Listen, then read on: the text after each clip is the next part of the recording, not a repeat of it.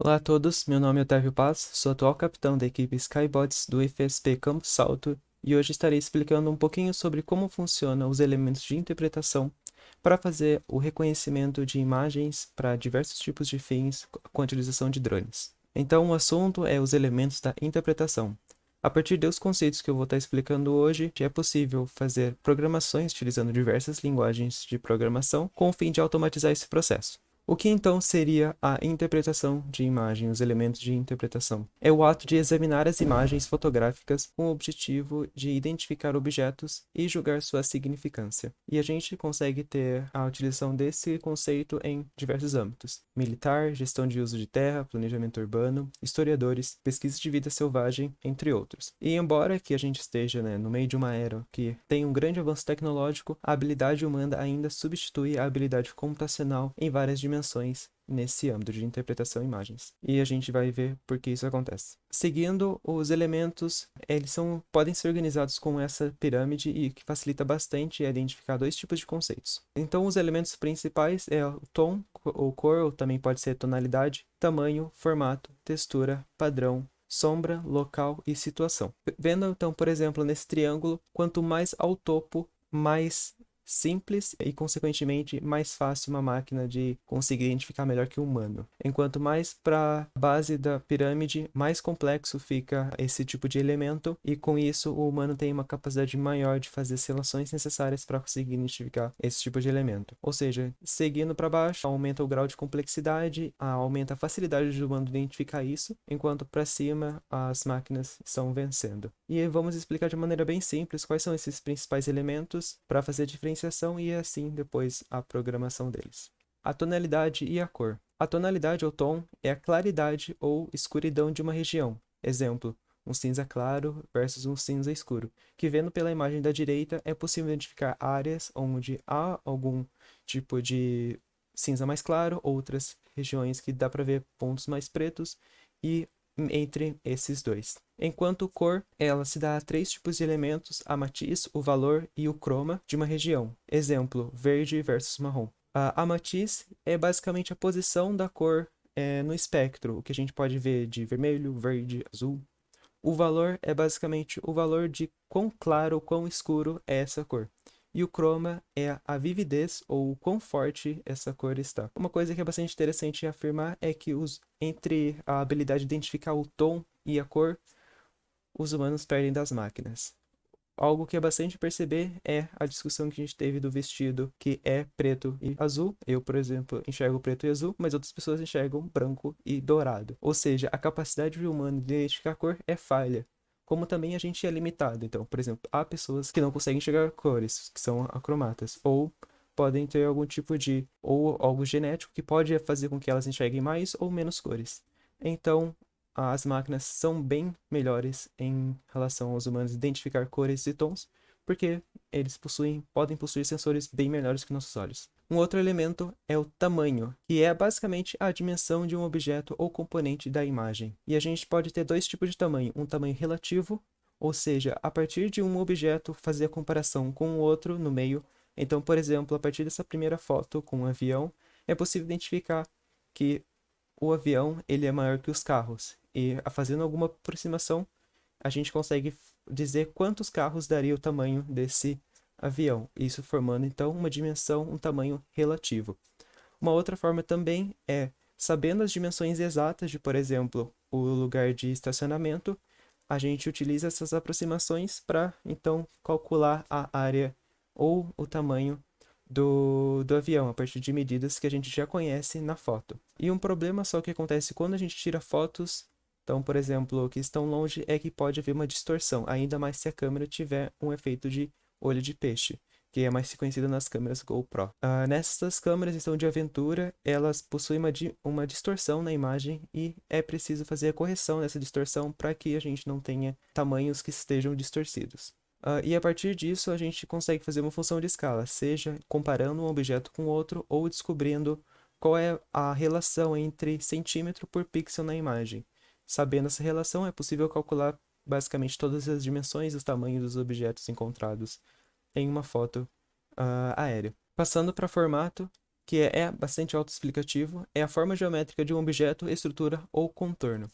A gente possui dois tipos de formatos que vale a pena distinguir eles. As formas humanas, ou formatos humanos, ou seja, coisas que os humanos criam, que geralmente possuem bordas retas, ângulos de 90 graus e uma regularidade. Imaginando, por exemplo, uma foto de uma cidade com os prédios quadrados ou retangulares, é possível identificar muito bem essas formas, esses formatos. Enquanto as formas naturais, elas possuem bordas difusas e regularidades, como por exemplo, esses patos e gansos da primeira foto, enquanto a foto da direita é possível ver contornos mais precisos. Então a gente consegue fazer essa diferenciação de formato entre formas humanas e formas naturais. A textura, que é basicamente o arranjo ou repetição de variações de cores e tons. O exemplo é uma aparente aspereza ou suavidade de uma região, né? O quão áspero ou quão suave é essa região. Então, texturas ásperas, ela tem uma aparência manchada. O que acontece basicamente é pela mudança abrupta em um nível de cinza ou de cor. Então, por exemplo, nas duas imagens é possível reconhecer que há uma região onde acontece essa mudança abrupta de níveis de cores, o que parece que é áspera, enquanto, por exemplo, a gente tem uma região onde não tem uma grande mudança e parece mais suave. Enquanto então, as texturas suaves, elas aparentam uniforme e possuem uma pouca mudança ou gradual em nível de cinza e cor. Então, nessa primeira foto à esquerda, é possível identificar que há uma região onde ela se encontra mais áspera, na região do topo da imagem, enquanto isso há uma graduação para depois uma área onde ela apresenta mais uma suavidade, o que é possível identificar que é uma área de transição entre a areia e a água, e é possível também identificar aves aquáticas nessa região. Padrão. O padrão é o arranjo recorrente de objetos discerníveis dentro de uma região. Isso pode envolver assimetria ou regularidade, pode ser randômico, linear, circular, etc. Como a gente pode ver nessas imagens, é bastante possível reconhecer o padrão, seja de imagens circulares, quadradas, nessa primeira, ou, por exemplo, de distribuição de casas em formatos pouco lineares, ou também a linearidade das ruas, avenidas, em um bairro. Então, assim formando um tipo de padrão. Agora o elemento sombra, que também é bastante autoexplicativo. A sombra é a iluminação solar de um ângulo fora do zênite, projetando o contorno do objeto no chão próximo. De uma maneira, nem precisa na verdade explicar dessa maneira tão complexa, é basicamente a projeção, então, dada a iluminação. E isso pode ser bom ou ruim, porque é bastante importante identificar, por exemplo, a segunda foto, a foto da direita, é o monumento de Washington, e você, pela sombra dele, é possível identificar que é um objeto longo. E também sabendo, por exemplo, a hora da foto que foi tirada, é possível extrair informações diversas, como, por exemplo, o horário, ou a posição do sol até, com base em outros tipos de informações. Então, é sobre relevar a verticalidade de um objeto, né? Como, por exemplo, do monumento de Washington. O problema é que, dada a posição do Sol, isso pode estar distorcendo a, a imagem ou a própria sombra em si. Isso pode causar um outro problema com outros objetos, como escurecer regiões com outros objetos que sejam de interesse, ou também dificultar na interpretação deles. Nessa primeira foto, a gente consegue ver, por exemplo, dois gansos em cima e três patos na região inferior. A sombra dos dois gansos, a gente consegue identificar que eles possuem um pescoço longo, mas isso pode, por exemplo, confundir um pouco que tenha dois, por exemplo, numa programação. Da programação de entender que existem quatro gansos, na verdade, né? Pensando que as sombras são um outro tipo de gansos. Então, tomar bastante atenção de como as sombras podem estar dificultando ainda a interpretação das imagens. E agora um dos últimos é o elemento local. Local é as características de um local e de um objeto em relação às características físicas, seja elevação, adjacência à água, ou culturais, transporte, utilitário, etc. Então, como um objeto está situado em relação às características do terreno ou humanas. Essa característica é bastante útil quando combinado com conhecimento adicional. Uma certa planta apenas cresce em encostas sombreadas, ou, por exemplo, um observatório será localizado em um topo de uma colina ou planície. Então é necessário, para o reconhecimento de um local, saber quais são as características desses locais. Então, se a gente está falando perto de lugares onde há água ou rios passando, então é necessário saber quais são as principais características, sejam elas físicas, né, elevação, corpos de água próximos, ou culturais, né, se a gente está falando de uma região, de uma foto que foi tirada em um centro urbano, é preciso então saber as características que são mais comuns desse local para estar fazendo a interpretação dessa informação, o que é bastante difícil para fazer com uma máquina. E o último é a situação, que é a combinação dos recursos ou objetos próximos a um ponto de interesse.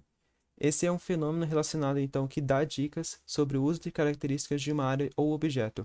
Um exemplo, a combinação de campos de jogos, de esportes, estacionamentos e grupos de edifícios de tamanho moderado juntos em uma área residencial normalmente indica a presença de uma escola. Então, a partir dessas informações, é possível reconhecer que a gente está falando de uma escola. Então, de fazer essa inferência que pode ser uma região que está perto de uma escola ou seja a escola em si. Isso é especialmente útil para interpretar em situações antropogênicas, né? Então, quando a gente está falando de lugares ou situações mesmo que são da humanidade, né? Então, perto de cidades ou construções ou áreas de interesse humano. E aqui, né, então terminando, os humanos são excelentes de fazer isso, porque a gente é capaz de identificar diversos objetos separados e colocá-los em um contexto e identificar qual é esse contexto. Por exemplo, como é fácil também de, dentro de uma área urbana, enquanto a gente encontra uma área verde com caminhos ou rios, é possível identificar que seja um parque nessa cidade. Então a gente é capaz de pegar todas essas informações e dar um contexto para elas. Enquanto as máquinas ainda a gente não consegue estar fazendo com que elas tenham esse tipo de discernimento, de pegar vários conhecimentos e estar aplicando na interpretação de uma situação. A apresentação foi essa, então são esses os principais conceitos para a gente entender e depois fazer a programação para fazer diversos tipos, reconhecimento de capivaras ou até calcular áreas para uma competição, como normalmente a nossa equipe faz. As fontes então é o Caldwell RN, de History and Place of Photography Interpretation, como também grande parte, a maioria das informações desse slide foram retiradas da Universidade de New Mexico, do Centro de Advancement of Spatial Informatics Research and Education. Então, um obrigado especial para One Covers, uma pesquisadora que dispôs a ajudar a nossa equipe com um pouco do seu ensinamento de monitoramento de aves aquáticas. Então, muito obrigado a todos e nos vemos na próxima.